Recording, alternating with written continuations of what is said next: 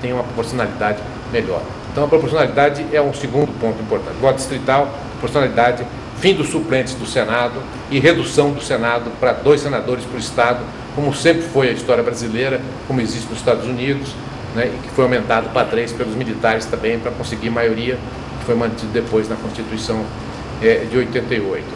Depois, a fidelidade partidária, quem muda de partido perde o mandato, ou tem que ficar sem partido durante o período, que é uma possibilidade.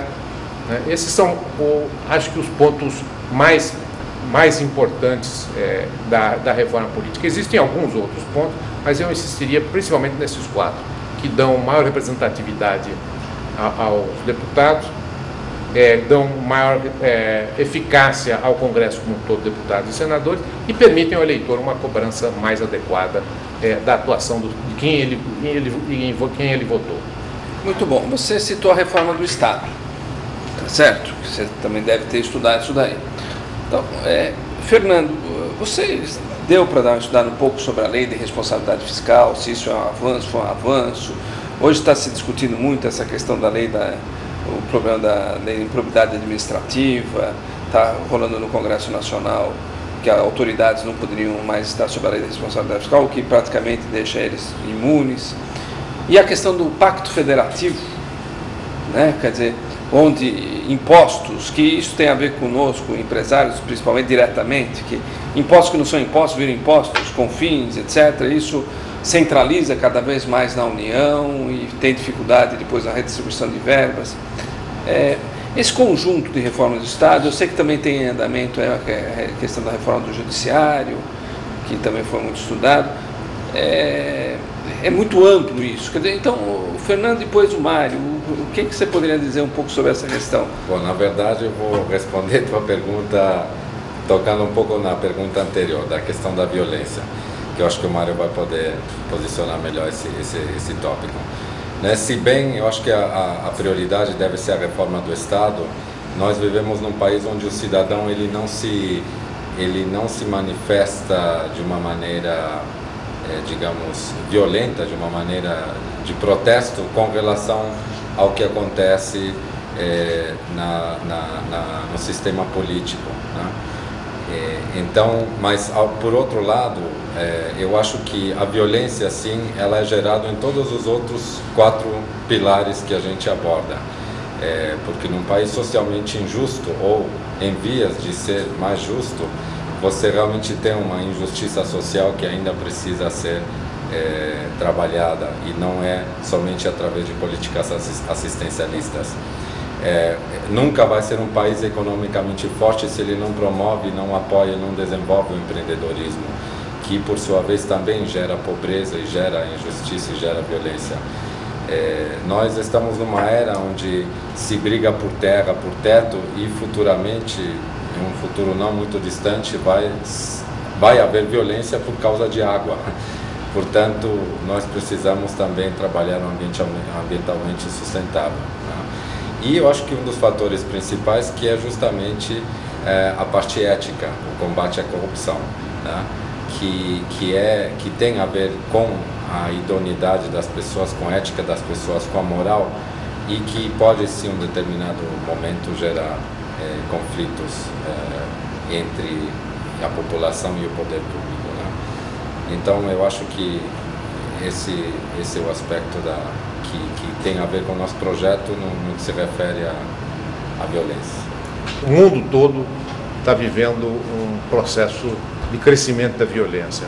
Né? Ele tem a ver com o problema da desestruturação familiar, com a perda de referenciais, com as disputas de poder, em alguns casos pela volta a disputas medievais. Né? Nós tínhamos na época medieval a briga entre os cruzados e os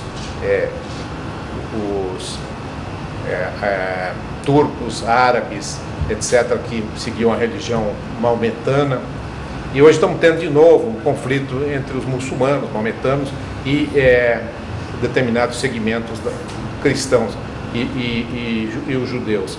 Então é preciso que a gente tente retomar um pouco a questão dos valores. Esse é o aspecto que o Fernando mencionou da questão ética, é fundamental para isso. A gente precisa trabalhar com valores. A sociedade precisa ter valores, as pessoas precisam ter valores, as pessoas precisam acreditar em valores, e um dos valores fundamentais, que é parte do ideário do PNB desde a sua fundação, é que a divergência não deve ser obstáculo para o diálogo.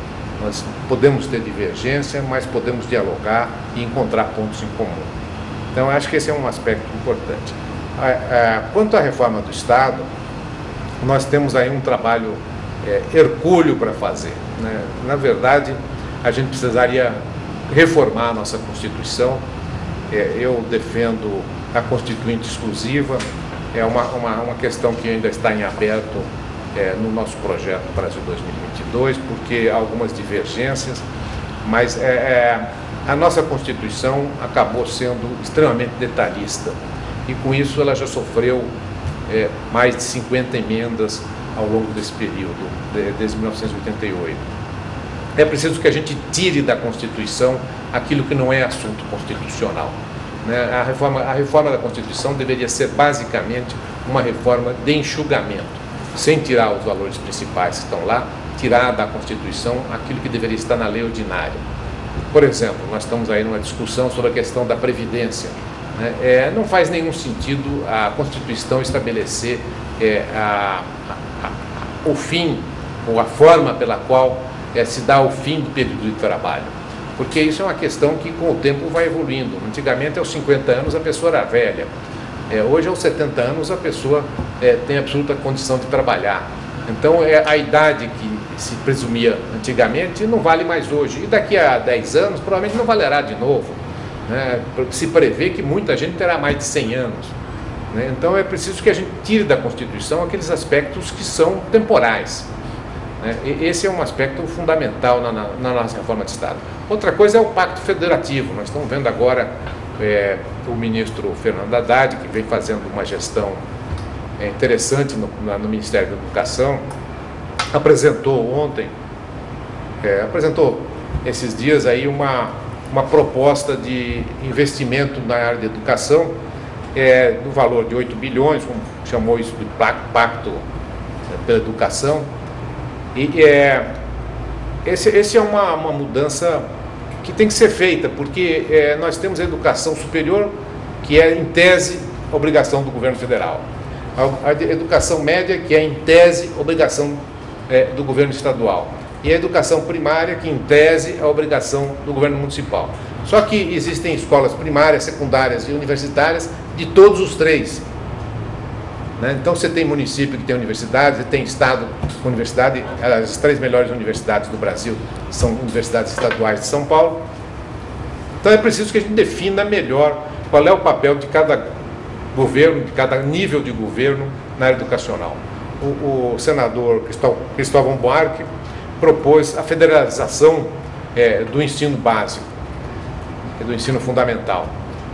Me parece uma ideia interessante que deveria ser aprofundada a discussão. É assim no México, é assim no Uruguai, é assim nos países europeus, não é assim nos Estados Unidos, né? Então é preciso que a gente avalie melhor essa questão da educação fundamental, porque de fato nós temos uma disparidade muito grande entre os municípios, e alguns dos municípios têm condições de dar uma educação melhor, outros não têm. Né? Aqui em São Paulo, por exemplo, nós temos uma extensão muito grande, uma contínua mudança das pessoas e acabamos tendo um ensino de má qualidade. Então, a reforma do Estado deveria contemplar esse novo pacto federativo. Qual é a responsabilidade do Estado, qual é a responsabilidade do município, qual é a responsabilidade federal.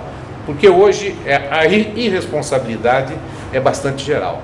Né? Se nós pegarmos 90% dos municípios não dispõem de renda própria. Eles vivem das transferências estaduais e transferências federais, que são previstas na Constituição, na lei, etc. Mas, evidentemente, isso os torna descansados em relação às verbas, né? Porque a população não sente o impacto desses tributos a nível local. Então, muitos municípios não se preocupam em cobrar o IPTU, por exemplo, que é o imposto municipal, ou o imposto de serviço. E isso ajuda também na informalidade. Então é preciso rediscutir qual é o papel desses 3 níveis de governo e como eles se financiam. o que implica em mudanças na área tributária dentro dessa reforma do Estado. Prezados, nós temos mais que 5 mil municípios, o que significa que nós temos bem mais do que 60 mil vereadores. Isso a nível municipal, para as assembleias legislativas, câmaras de vereadores, já falei, Senado Federal, o Estado brasileiro é muito grande, é muito pequeno, os salários dos servidores públicos é muito grande. Eu vejo que o salário mínimo é R$350. O setor privado ele é obrigado a se adequar às mutações de mercado. E os funcionários públicos, na maioria dos casos, têm estabilidade, paradigmas. E a gente vê que um juiz tem um teto de R$24 mil e que não precisava ser mais teto, né? Hoje falou que esse teto pode ser uma coisa como relativa. Isso significa 80 salários mínimos. A gente sabe que o sistema capitalista é um sistema concentrador de renda e que aumenta as disparidades. E que o Estado justamente é para tentar fazer as transferências para reduzir essas disparidades. Mas no próprio Estado, você tem um servidor ganhando 300 e outro ganhando 80 vezes, ou mais que 80 vezes, o salário mínimo. Então, esse Estado aí, ele está mal administrado, é um problema estrutural. Tem alguém que vai conseguir mudar essa estrutura? Não basta eleger, né? Porque se tem um problema que a lei não permite aqui, a lei não permite lá, o que adianta eleger? O que fazer? É muito grande o Estado. Eu vejo também que o Estado é pequeno se a gente olhar a violência, que tem que ter mais Estado. A gente vai no povo e o povo acha que tem que ter mais Estado. Quando você fala em privatizar mais alguma coisa, o pessoal fala, não, nesse eu não voto porque vai privatizar. Então, o povo tem a sensação que o Estado é pequeno. Né? Tem um estudo da GV que o povo acha que o Estado é pequeno. Por outro lado, a gente não cabe no nosso bolso o Estado. E o Estado que tem que redistribuir renda, redistribui, mas aumenta o fosso, né? Ou aumenta a distância. Vocês estudaram esse negócio? Como é que é essa dinâmica, hein? Esse é um problema estrutural do Brasil, que advém da forma inicial como o Brasil foi explorado, né? Continua sendo explorado hoje pelos detentores do poder. Então, até 1988, os vereadores de pequenos municípios não eram remunerados. A Constituição de 88 criou a possibilidade de remuneração e hoje todos são remunerados. E é uma coisa absolutamente incompatível com a realidade local. Né? Hoje, em grande parte dos municípios, a maior parte da despesa municipal é destinada ao pagamento do funcionalismo, digamos assim, não permanente, dos cargos em comissão. Nós temos hoje mais de 600 mil cargos em comissão no Brasil. Né? Considerando o nível federal, estadual e municipal, tem mais de 600 mil pessoas que são nomeadas por políticos para assumirem cargos. Esse pessoal ganha muito mais do que o pessoal fixo. Mas, além disso, nós temos leis especiais. Nós tivemos recentemente uma discussão sobre o governador de Mato Grosso do Sul, que deixou o seu estado quebrado, foi um péssimo governador, e que conseguiu votar na Assembleia Legislativa do Estado um salário de 22 mil, um salário vitalício de 22 mil, que ele receberá até morrer. Né? Esse salário, ele não digamos assim, combinado com outras rendas. Então, eu tive recentemente em Santa Catarina e fui verificar lá. Em Santa Catarina existem 5 ex-governadores que têm direito a receber 47 mil, entre 45 e 47 mil reais por mês. E estão ganhando isso, exceto um que abriu mão, o ex-governador Amin, que abriu mão desse salário. Os outros estão recebendo isso. Por quê? Porque eles têm o salário de ex-governador, eles têm uma aposentadoria como congressista, eles têm uma aposentadoria privada, somando tudo, eles conseguem obter 40 e tantos mil. Então, o teto que nós falamos é um teto fictício, porque existe uma porção de exceções. A única forma de mudar isso é realmente mostrar ao povo que é o povo que é pobre, porque os políticos e outras categorias tomam o dinheiro que devia ser deles. Nós temos um Estado que é muito grande, um Estado que não cabe no Brasil, um Estado que gasta 40 e poucos % do que o Brasil produz. E, por outro lado, nós temos um serviço do Estado que é muito pequeno. serviços que o Estado presta na área de educação, na área de saúde, na área de prevenção à violência, na área de segurança, etc.